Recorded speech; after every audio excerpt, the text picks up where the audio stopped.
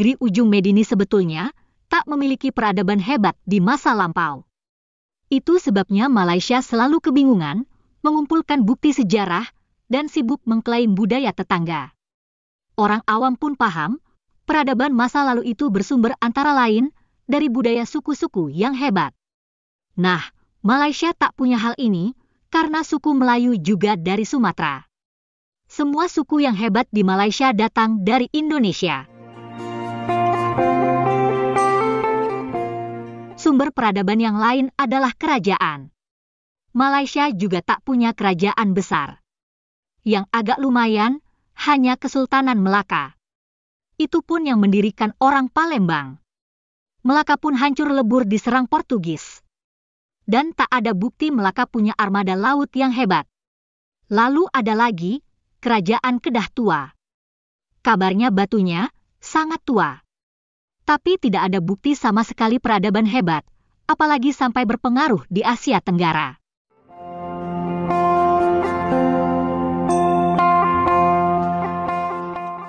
Nah, satu-satunya yang tersisa adalah bahasa Melayu, tapi itu pun berasal dari Sumatera, bahkan sejak zaman Sriwijaya. Karena itu, Malaysia amat mati-matian urusan bahasa Melayu. Jangan heran bila mereka kemudian bikin konsep ilusi alam Melayu. Tujuannya biar semenanjung Malaysia tampak hebat, karena akan bercampur baur dengan peradaban Indonesia. Orang Malaysia pun merasa paling memiliki Sriwijaya, padahal bukti-bukti sejarah jelas bahwa kerajaan ini berada di Palembang. Berkaitan dengan peradaban masa lampau, ada seorang ahli bahasa Indonesia dari Rusia, bernama Tatiana Denisova. Dia kemudian dibajak menjadi ahli bahasa Melayu, dan seringkali juga bicara mengenai tamadun Melayu. Lucunya, dia justru lebih banyak menggambarkan kehebatan nenek moyang Indonesia. Berikut ini videonya.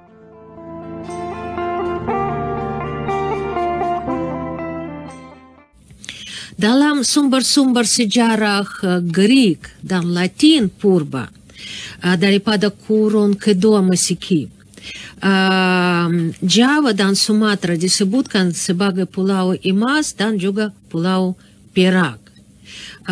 Pada beberapa batu nisan Pali dan Sanskrit, Indonesia dinamakan sebagai Suvarna atau Suvarna Bhumi atau Suvarna Dwipa. Pandangan berbagai ilmuwan, tak negara Khrissa, negara emas, ya, sebuah negara daripada legend, dan juga satu lagi negara legend yang disebutkan dalam Injil, ya, Sofir atau Ofir, itu Suvarna Bhumi atau Suvarna Dwipa. Bukan sejak zaman purba mereka terlibat dalam perdagangan.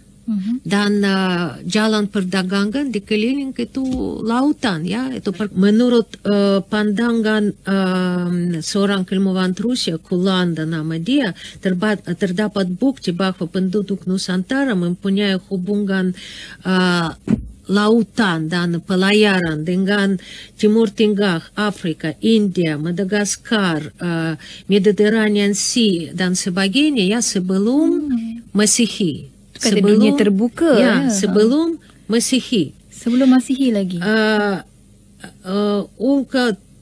Salah satu ilmuwan daripada Indonesia juga menegaskan bahwa walaupun kita tidak mampu memastikan tarikh yang tepat bila pelayaran itu mulai, ya, atau sekurang-kurangnya menurut pandangan mereka, ya, sekitar 2000 tahun sebelum Masehi, 2000 tahun artinya sudah 4000 tahun dahulu. Yeah. Orang penduduk di sini memang sudah berlayar dan berniaga bukan hanya di kawasan lautan sendiri, tapi juga kepada Madagaskar, Formosa, New Zealand, dan sebagainya. Ya, Cina mencatatkan kehadiran kapal-kapal yang sangat besar, sekitar 50 meter panjang, ya, yang boleh membawa kargo seberat antara 250 sehingga 1000 ton dan penumpang seramai 600-700 orang.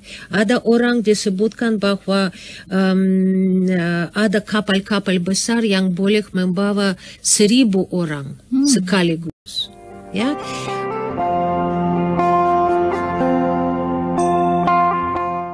Dalam ilustrasi video itu, Profesor Tatiana juga memaparkan bahwa selepas menaklukkan Melaka, Portugis menemukan peta seorang Kapten Jawa.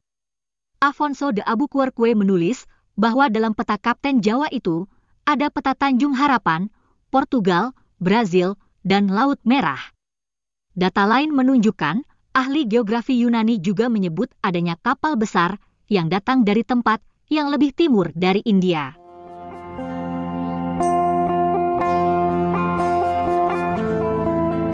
Terima kasih ya teman-teman sudah menonton video kami. Semoga bermanfaat dan sampai jumpa lagi.